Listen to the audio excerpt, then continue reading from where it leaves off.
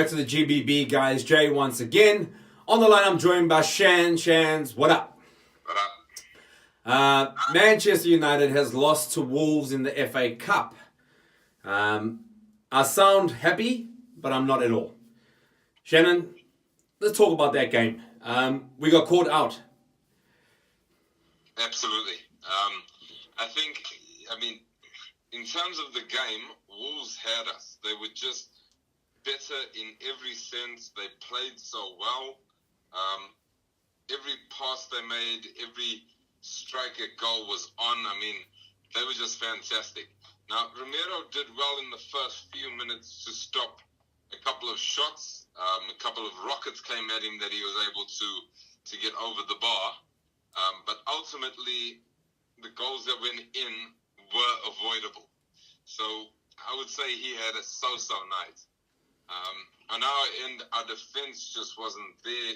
Smalling making silly mistakes. It was hard to watch at times. But that being said, as I said in the preview, Wolves are the most underestimated team on the planet. They play so well together. The way Nuno Espirito Santos has their game plan set up, they always look threatening. They might not win every game they play, of course, but they are a very, very attacking team. And lastly, well done to Marcus Rashford to turn on a dime and get that goal. Yeah. But it just wasn't enough in the end. Yeah, we did speak about, obviously, the quality players that they have all throughout their team.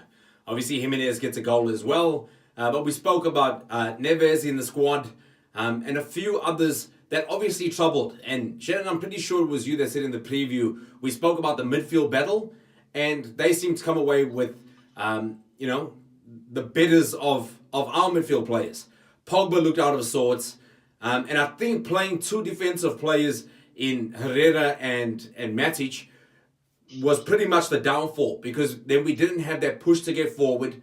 We were very heavily focused on that left-hand side, which has probably been a case throughout our season.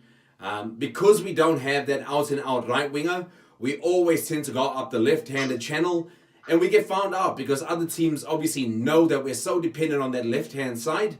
Martial obviously did his best. Jesse did his best on the right-hand side and coming in centrally.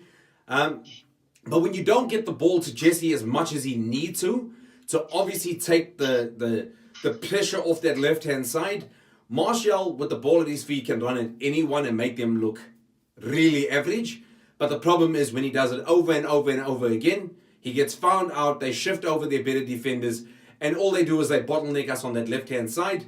So we don't get the opportunities that we usually do when we spread the ball out both sides and then keep them guessing at all times.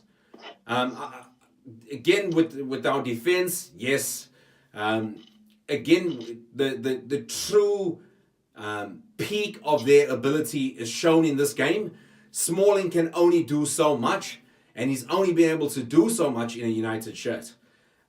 We still really need to be looking at investing and getting another centre half, because we have to bolster that position if we're going to move forward. Hopefully with Ollie at the helm, yes, the results as of late haven't been the perfect start that we saw, but what's going to be, probably a defining factor in this season is the way that we finish off in the Premier League. Obviously, we're through to the next stage in the Champions League as well, but, I would have really liked to go through to an FA Cup final or even win a bit of silverware. But what it means is that we can obviously now focus a little bit more on the Champions League and the Premier League and try and get something there. Shan, anything else in closing just on Wolves? Look, let me touch on what you just said. It wasn't a romantic ideal to think that we could do well in all three competitions. As I see it, we don't have the squad depth at a high quality to be able to play a rotating roster that is good enough to beat off any opposition. That being said, we're coming up against Wolves soon, and if we lose to them in that exchange in the Premier League, it will be telling of us being able to compete in a lot of competitions with the list that we have, but it'll also be telling of the quality that Wolves have if they beat us again. Because they're the ones being underestimated at the moment. They're the ones trying to fight to break into their top 6. And at this point, it could be at the expense of either Chelsea, Everton, or us. So we've got to make sure that, one, we're holding off who's coming behind us in the Premier League. But not just that, look forward to getting past Arsenal and break into that top 4 and continue on. Yeah, I agree with that.